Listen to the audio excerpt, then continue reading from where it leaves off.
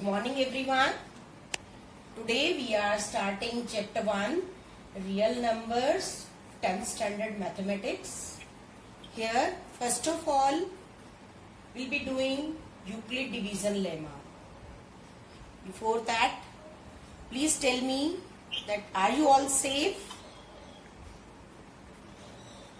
So here, what Euclid division lemma says that for any positive integer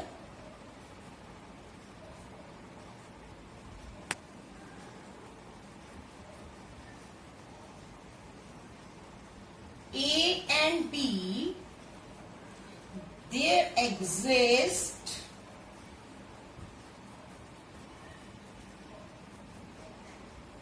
unique integers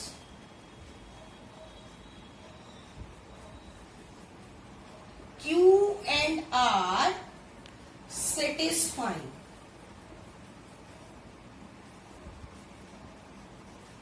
A equal to BQ plus R, where 0 less equal to R less than B.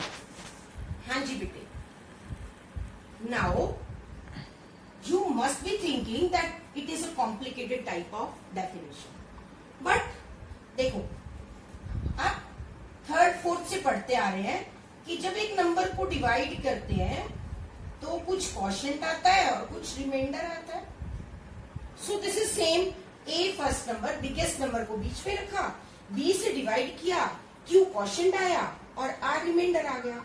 तो आप कैसे लिखते हो? जैसे जैसे आपके पास आया, आपने 13 को 5 से डिवाइड किया तो 5 2 10, 3 आया. तो आप कैसे लिखते हो? 13 इक्वल टू 2 इंटू 5 प्लस 3. आपने बहुत अच्छे से पढ़ाई.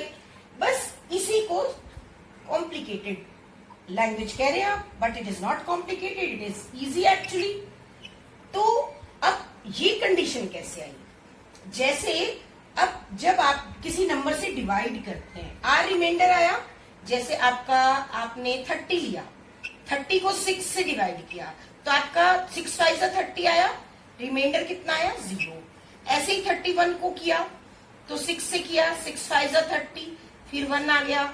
ऐसे ही करते जाएंगे तो 35 को जब करोगे तो 6 5 35, 5 रिमाइंडर आ गया. अब 36 को करेंगे तो 0 रिमाइंडर आएगा, है ना. तो इट मीन्स कि जब आप डिवाइड करते जा रहे हैं तो जो ये नंबर होता है इसका एक लेस आता है रिमाइंडर. तो यहां भी r is less equal to 0 less equal to r less than b, यानी कि r 0 या 0 से बड़ा, लेकिन b से जब डिवाइड हो रहा है तो b से छोटा होना चाहिए. यानी कि अगर 6 से डिवाइड हो रहा है तो 6 से छोटा. 6 से छोटा कौन सा नंबर है? 5. इसलिए 0 से लेकर 5 तक इसकी रिमाइंडर. तो इसलिए 0 से b तक. So a equal to b q plus r, 0 less equal to r less than b. That means once again, अब देखिएगा आपको इजी लगेगी ये definition. Euclid division lemma for any positive integers a and b, there exist unique integers q and r. q आपको पता है quotient है, r reminder है, satisfying a equal to bq plus r. r lies between 0 and b and r is greater than 0 also, equal to 0 also. Welcome once again.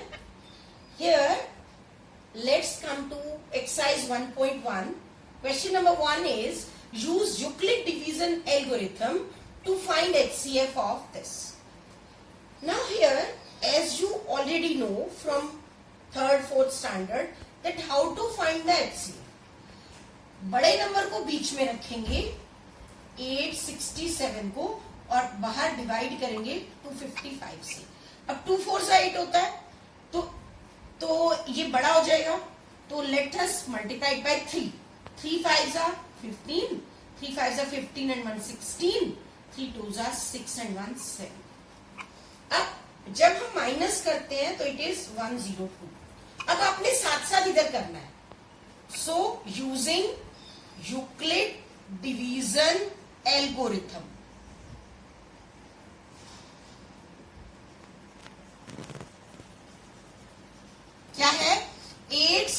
257 is equal to what?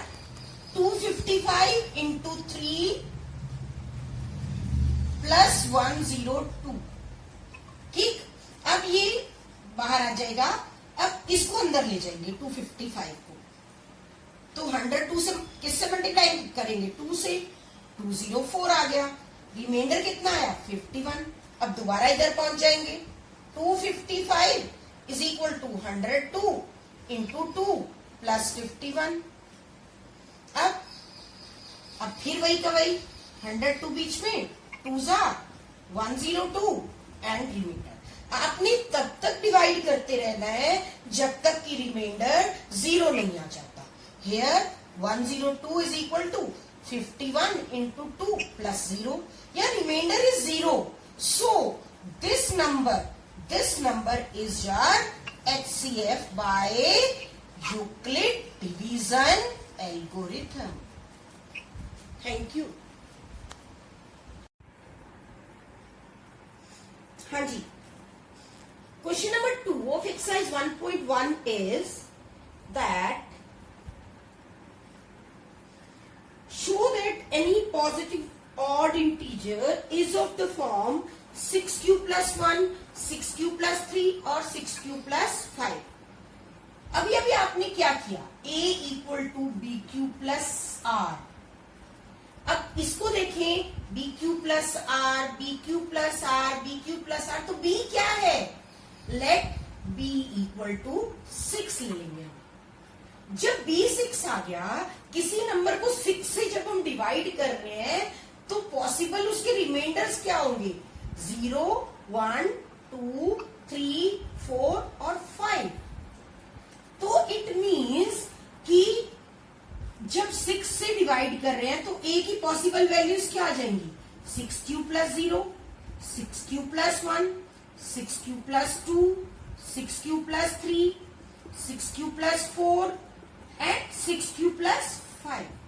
अब ये कहता है which are positive odd integers. अब हमने देखना है, हमें तो ऑड इंटीजर चाहिए। अब इसमें इवन दिख रहे हैं आपको?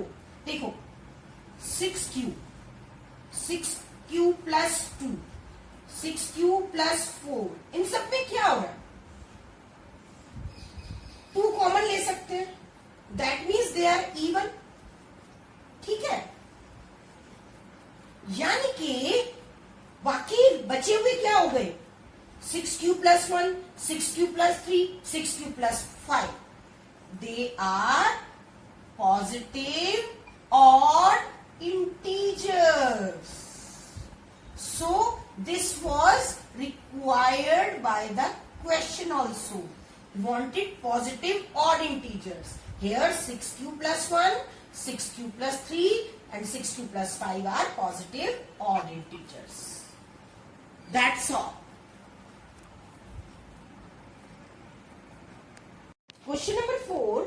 Use Euclid division lemma to show that square of any positive integer is either of the form 3m or 3m plus 1. What it says? Square of any positive integer.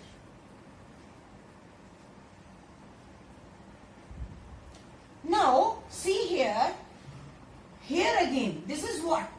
If we take a equal to bq plus r, तो b की value क्या होगी? This is 3, b equal to 3. अभी हमने किया कि अगर b 3 है, 3 से डिवाइड हो रहा है, तो r की पॉसिबल रिमाइंडर्स क्या है? 0, 1 और 2। तो a क्या हो गया? 3q plus 0, 3q plus 1 and 3q plus 2। अब क्वेश्चन कहता है square of any positive integer, तो हम क्या करेंगे? इसको स्क्वायरिंग करेंगे। जब हमने स्क्वायरिंग की तो a square equal to 3q square whole square. अब इसको क्या करेंगे? 9q square. देखो क्या इसमें 3 कॉमन ले सकते हैं? यस, ले सकते हैं। तो 3 इंटू 3q स्क्वायर, ये आ गया 3m फॉर्म, यानी कि 3 के साथ जो भी मल्टीप्लाई में है वो m हो जाएगा, यानी कि m क्या हो गया 3q स्क्वायर। बस अब नेक्स्ट लेंगे हम 3q प्लस 1। अब इसकी भी स्क्वायरिंग करेंगे, a square equal to 3q plus 1 whole square. अब a plus b whole square, तो 3q square plus 1 square plus 2 into 3q into 1, तो ये क्या आ गया 9q square plus 1 plus 6q। ठीक है, इन दोनों में से क्या कॉमन ले लेंगे, देखो आ रहा है 9q square plus 6q plus 1 तो हमें चाहिए ही फॉर्म में। इनमें से क्या 3 कॉमन ले सकते हैं, 3 3 जा 9, 3 2 जा 6, so we can take 3 common. तो बाकी क्या रह गया 3q square plus 2q plus 1, तो ये क्या हो गया 3m plus 1 form again, where m is equal to 3q square plus 2q। Right, now we have the third part, a equal to 3q plus 2। अब इसकी भी स्क्वायरिंग करेंगे क्योंकि क्वेश्चन यही कह रहा है, तो a square equal to 3q plus 2 whole square, फिर a plus b whole square करेंगे, तो a square plus b square plus 2 into a into b, it is 9q square plus 4 plus 2 2 जा 4 3 जा 12। अब ये 4 को क्या पार्ट्स में डिवाइड कर सकते हैं, इसको हम लिख सकते हैं ना 3 प्लस 1, तो लिख देंगे इसको प्लस 12q प्लस 3 प्लस 1। अब देखो इनमें 3 कॉमन आ सकता है, टेक इट्स ब्रैकेट, 3 कॉमन लेकर क्या आ गया 3q square plus 4q plus 1 plus 1, तो ये क्या आ गया 3m plus 1 form, where m is 3q square plus 4q plus 1। ठीक है, तो अब वो कहता है कि square of any positive integer is of form 3m और 3m प्लस 1, यहाँ 3m आया, यहाँ 3m प्लस 1 आया, लास्ट में भी 3m प्लस 1 आया। So concluding statement you can write that yes square of any positive integer is of the form 3m or 3m plus 1. Okay? I think this must be clear to all. Let's do now chapter 1 real numbers exercise 1.3 which is about rational and irrational numbers. Again we have one very important topic to prove that root 7 is irrational. To prove it, let us suppose to the contrary that it is rational. आपको पता है rational number क्या होते हैं, it's p by q. So let us suppose that root 7 is rational. जब हमने rational लिया तो p by q, लेकिन यहां जरूरी है कि p एंड q आर को प्राइम। क्या होते हैं को प्राइम नंबर, को प्राइम होता है जब जैसे 5 by 8, जैसे 3 by 7, जैसे 5 by 9, जरूरी नहीं है कि वो आपस में प्राइम हो, लेकिन जरूरी ये है कि उनमें आपस में कुछ भी कैंसिल ना होता हो, उनमें कोई भी कॉमन फैक्टर ना हो, वो नंबर होते हैं को प्राइम। अब हम क्रॉस मल्टीप्लाई करेंगे इसको, p is equal to root 7 q। अब let it is first equation, squaring both sides,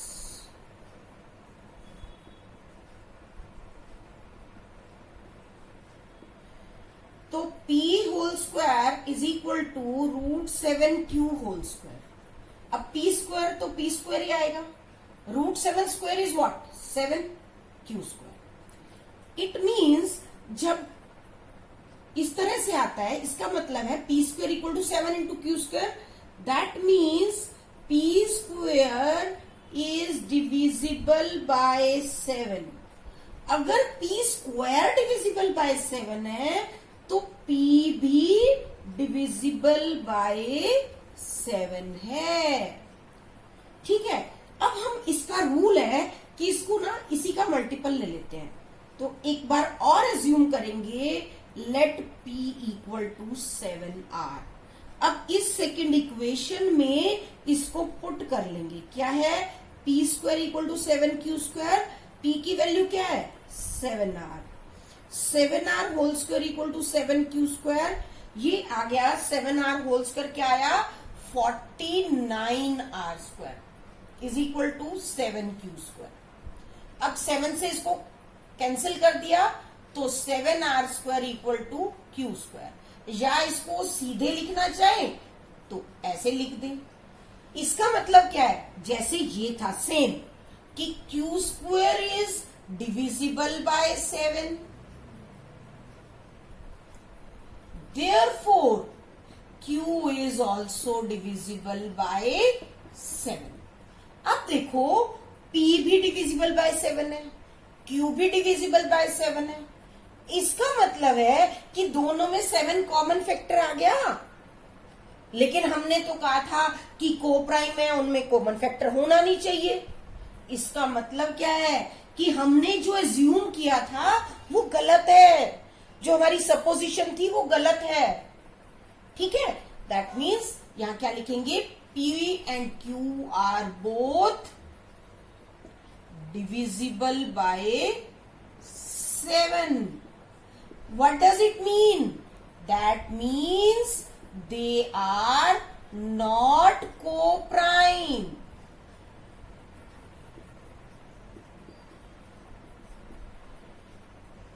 अगर को प्राइम नहीं है तो हमारी सपोजिशन रॉन्ग हो गई।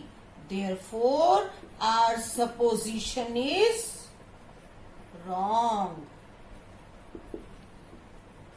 यानी कि हमने अज्यूम किया था कि रूट 7 रैशनल है तो रूट 7 रैशनल नहीं है, यानी कि root 7 is irrational। This is again very important question from examination point of view. 3 marks का आता है ये क्वेश्चन। Okay, thank you. In continuation of the previous question, if the question comes that prove that 3 plus 2 root 7 is irrational, for that let us suppose again that 3 plus 2 root 7 is rational।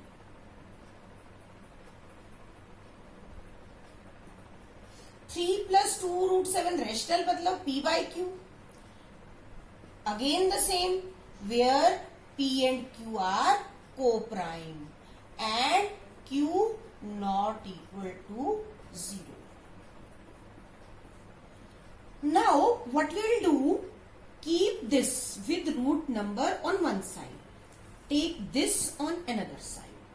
क्या हो जाएगा, 2 root 7 is equal to P by Q minus 3। अब 3 को 3 by 1 लिख सकते हैं, इसका LCM ले लेंगे। तो Q को Q से डिवाइड किया, क्या है 1, 1 into P is P। Q divided by 1 is Q। Q को जब 1 से डिवाइड करेंगे तो Q आएगा, Q इंटू 3 इज 3Q। अब 2 रूट 7 है तो ये जो 2 है वो इधर आ जाएगा, क्योंकि आपको पता है मल्टीप्लाई इस साइड होता है तो डिवीजन में उस साइड डिवाइड हो जाता है। तो P minus 3Q upon 2Q। अब देखो जब नंबर्स में ये क्या है, P 3Q, P 3 2Q, ये सारे इंटीजर्स हैं, कोई ना कोई नंबर्स हैं। ठीक है, जब इंटीजर्स को मल्टीप्लाई डिवाइड माइनस प्लस करते हैं, मैथमेटिकल ऑपरेशंस लगाते हैं, तो ये क्या बन जाएगा, ये रैशनल बन जाएगा। अगर ये रैशनल है, इसका मतलब क्या हुआ कि उसके सामने वाला जो है इस साइड वो भी रैशनल हुआ। बट हमने तो अभी प्रूव किया था कि √7 इज इर्रेशनल, तो but √7 is irrational, but therefore our supposition is wrong.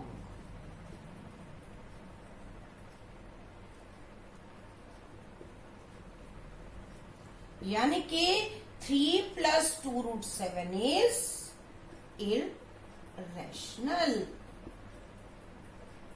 Again, students, this is very, very important question. Mind it. Here, let's do chapter 1, exercise 1.4, which is about terminating and non-terminating decimals. Good morning again. कैसे हैं आप सब? तो आइए देखते हैं exercise 1.4. What is there that the decimal number is terminating or non-terminating? And if it terminates, then after how many decimal places it terminates, or tell its decimal expansion. We have one number like 15/1600. For such type of numbers, what you have to do firstly see that it can be converted into the smallest expansion or not. 5 3s are 5 3s are 5 2s are. It can be cancelled. If it can be cancelled, first work we have to do is cancellation. Now what you have to do,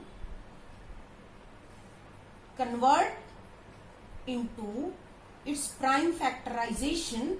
2 1s are 2 6s are, it is 2 8s are, 2 4s are, 2 into 2 2s are, 2 5s are. So 2 is 5 times and 1 is 5 1 time. That is, we can write 2⁵ into 5. When the denominator is in the form of 2 and 5, 2⁵n, 5⁵n, then it is terminating. Here denominator is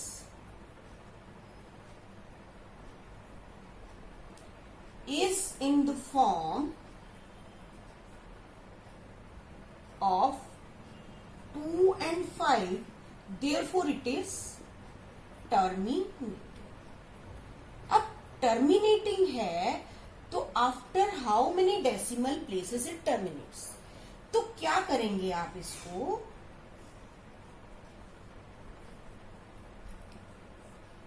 हमने इसको क्या करना है, इसका 5 है rays to power, इसको भी 5 बनाने के लिए ताकि हमारा 10 बन जाए. क्या करेंगे हम, we will multiply it by 5 raise to power 4 and divide by 5 raised to power 4. Why we have done this? So that the number is not affected. अब क्या करेंगे, 3 into 5 raised to power 4 upon 2 raised to power 5 into 5 raised to power 5. अब ये क्या आ गया, 3 into 5 raised to power 4 upon, अब here the bases are different but powers are same. So we can write like 5. So it is 3 into 5 raised to power 4 upon 10 raised to power 5. अब हम क्या करेंगे, 3 into 5 raised to power 4 multiply करेंगे 5 को 4 times. It comes 5 5s are 25. 25 into 5 125 into 5 is 625 upon 10 raised to power 5. जब हम इसको multiply करेंगे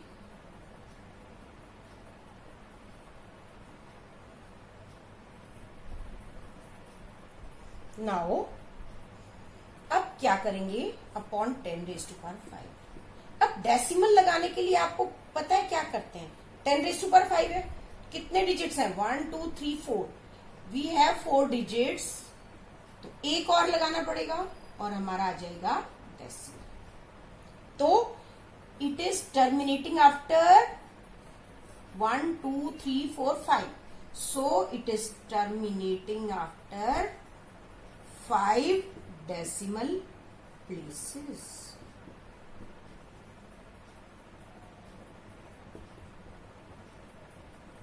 This is the all about this question, and again very important.